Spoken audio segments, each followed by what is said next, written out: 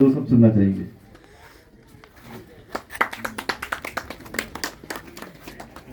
हाँ।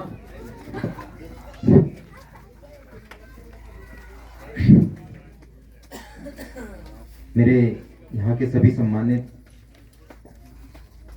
हमारे बड़े बुजुर्ग, मातृशक्तियाँ और इस पावन धरती को मेरा कोटि कोटि प्रणाम। क्योंकि रामजी भाऊ कोरकू इस ग्राम के वासी रहे हैं और उनकी जो खुशबू है वो सिर्फ हमारे इस छोटे से ग्राम में नहीं बह रही, ये पूरे आज मध्य प्रदेश की पहचान बन गई। शायद इस बात को आप जान पा रहे होंगे।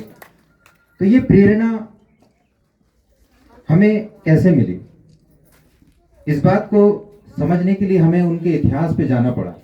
आज हमारे पास मीडिया है, टेक्नोलॉजी है, और उससे उनका जो इतिहास निकाला हमारे छोटे भाई और हमारे इनके जो परिवारजन थे, आज सरकार ने उनको ताम्रपत्र के नाम से जो एक पुरस्कार दिया था, वो सिर्फ पुरस्कार एक हमारे वीर रामजी भाऊ कोरकू ही नहीं थे, टंटू संभाजी कोरकू, हमारे लक्ष्मण आत्माराम महाले जी, हमारे झरबड़े जी, ऐसे तमाम हमारे 10 क्रांतिकारी जो इस भैंसदेव विकास खंड के अंतर्गत उन लोगों ने सन 1930 में इसकी क्रांति लेकर आए थे। तो मैं उनको नमन करता हूं, उनको कोटि कोटि प्रणाम करता हूं। क्योंकि जिस समय हमें ये बताया कि आदिवासी समाज के हमारे जो क्रांतिकारी रहे हैं, उन्होंने 1930 में हमारे अंग्रेजी जो जमींदार हुआ करते थे, हमारे भारत पर अंग्रेजों का शासन हुआ है और हम लोग 1947 के बाद ही आज ये खुली हवा में जो सांस ले रहे हैं, ये हमारे ही क्रांतिकारियों की देन है। आज यदि वो नहीं होते तो हम लोग भी उन्हीं गुलामी की जंजीरों में जकड़े होते और ना तो हम पढ़ पाते, ना आज हम लोग यहाँ पे मंच पे, खुले मंच पे बैठ के बात कर पाते। क्योंकि उस समय आज से 70-80 साल पहले जो हमारे रामजी भाऊ कोरकू है और उनके पूरे सहयोगी साथी इस मालेगांव के घने जंगलों में, कोथलकुंड के घने जंगलों में वो लोग रात रात भर भूखे प्यास रहकर भी वो लोगों ने इसकी प्लानिंग की और अंग्रेजों से लड़ाई लड़ी, ताकि हमारे हर आदिवासी समाज हो या पूरे सर्व समाज की जो जमीनें उन लोग हथियार रहे थे अंग्रेज, तो उन अंग्रेजों से लड़ने के लिए इन लोगों ने पूरा प्लान बनाया और उनके साथ में संघर्ष किया। संघर्ष करते करते उनको 1930 से लगभग 33 के आसपास उनको जेल में बहुत सारी यातनाएं दी गई। मैं उसके लिए स्पष्ट नहीं हूं अभी, लेकिन 1933 के लगभग के आसपास उनको जेल में डाला गया था और कारावास में उनको बहुत सारी प्रताड़ना दी गई थी। आज उनके परिवार के परिजन है, उनके बारे में उनसे जानकारी हमें मिली कि आज हमारे जो रामजी भाऊ कोरकू आदिवासी समाज के इतने बड़े बड़े महान लोगों के साथ उन्होंने लड़ाई लड़ी, जो बिरसा मुंडा जैसे महान क्रांतिकारियों ने भी लड़ी थी, परंतु उनको पहचान दिलाने का काम हमारे कुछ षड्यंत्रकारियों ने उसको छुपा के रखा था। जैसे ही हम लोगों को पता चला कि हमारे इस आदिवासी समाज के क्रांतिकारी रामजी भाऊ कोरकू के लिए हमारे संगठन के कुछ लोगों ने ये बात कही कि भैंसदेव का जो शासकीय महाविद्यालय है उसका नाम हमारे स्वतंत्रता संग्राम सेनानी वीर भाऊ रामजी कोरकू के नाम से होना चाहिए। जब इसका उन्होंने निवेदन अपने लिखित माध्यम से सरकार को दिया, सरकार ने उसको मान्य भी किया और उसका लिखित में आदेश भी जारी कर दिया। और लगभग फरवरी के समय की बात है, उस समय इसका जब आदेश आया, आदेश आने के बाद पत्रों के माध्यम से लगातार वो फरवरी, मार्च, अप्रैल तक चलते रहा। लेकिन कुछ षड्यंत्रकारी ऐसे थे जो इस जो राजनीति का शिकार होकर रह गया और हमारे रामजी भाऊ कोरको का नाम जो है शासकीय महाविद्यालय का होना चाहिए था, वो नहीं हो पाया। तो मित्रों, इसकी लड़ाई लड़ने का जो मन था वो मेरे जहन में तत्काल आया। क्यों?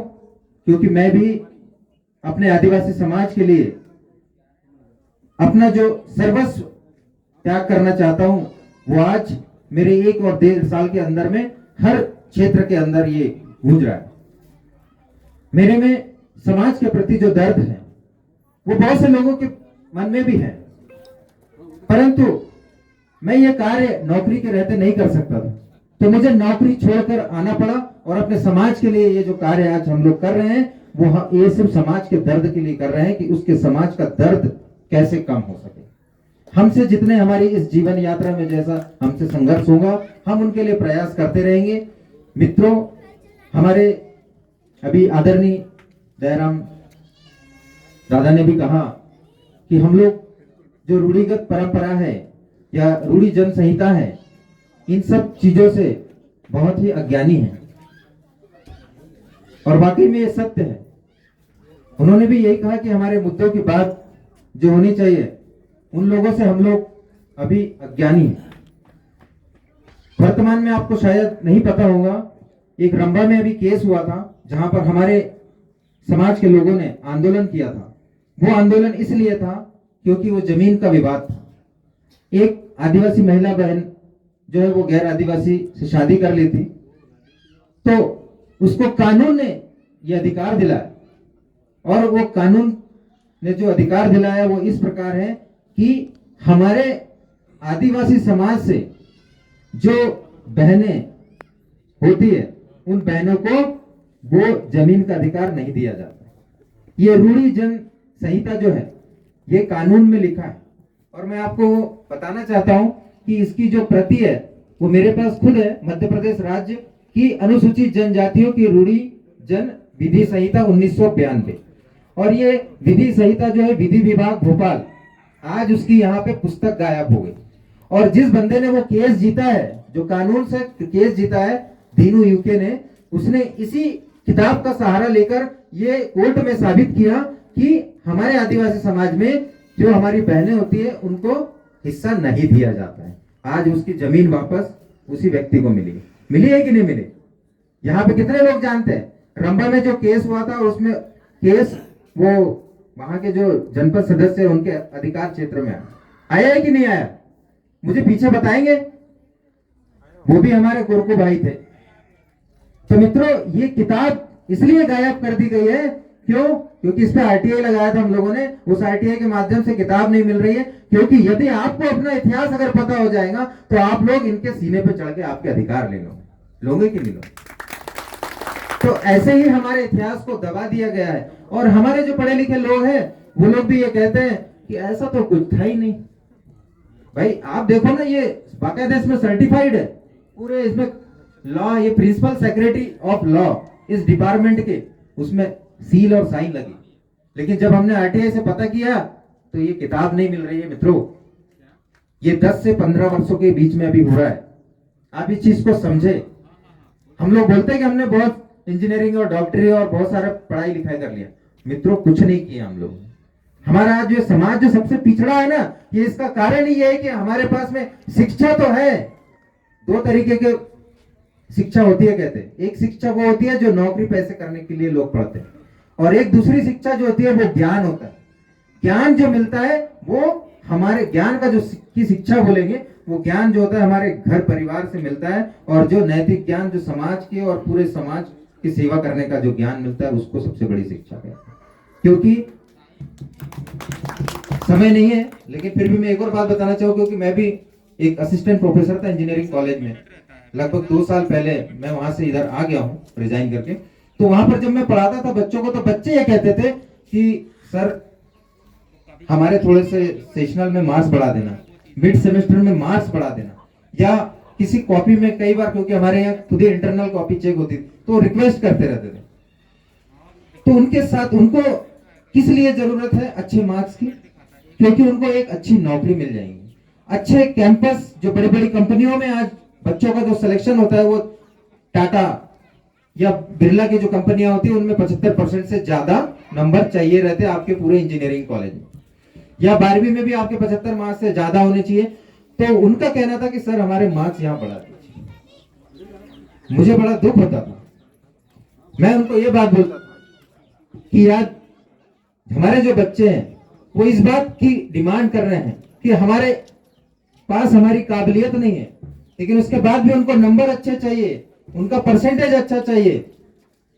परंतु मैं कहता हूं, या जो बुद्धिजीवियों ने कहा है कि यदि उनको अच्छी बुद्धि और अच्छा ज्ञान अगर उनके घर परिवार से, समाज से अगर मिल जाता, तो मुझे नहीं लगता है कि वो आदमी कहीं पर भी कोई नौकरी के लिए दर दर भटकते।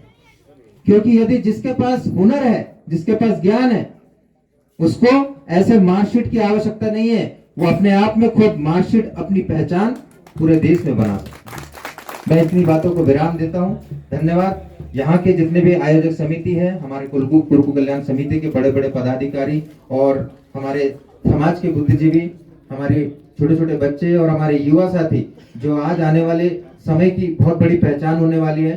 तो हम लोगों को जैसा दयाराम दादा ने प्रेरणा दी है कि हमको क्रांति लाने के लिए सबसे पहले हमें पढ़ना पड़ेगा, पढ़ने से ही हमें ज्ञान होगा, और पढ़ने के लिए शिक्षित होना जरूरी है। तो मेरे गांव के छोटे छोटे बच्चे यदि शिक्षित हो जाएंगे तो वो सही और गलत का फर्क कर सकेंगे, तर्क और वितर्क कर सकेंगे, और उस दिन रामजी भाव कोरकू का जो सपना है वो साकार कर सकेंगे कि हमारे आदिवासी समाज की जल जंगल जमीन की रक्षा हम कर सकेंगे। धन्यवाद। सेवा जोहार। धन्यवाद। बहुत बहुत धन्यवाद सर। वैसे तो हमारे बीच में बहुत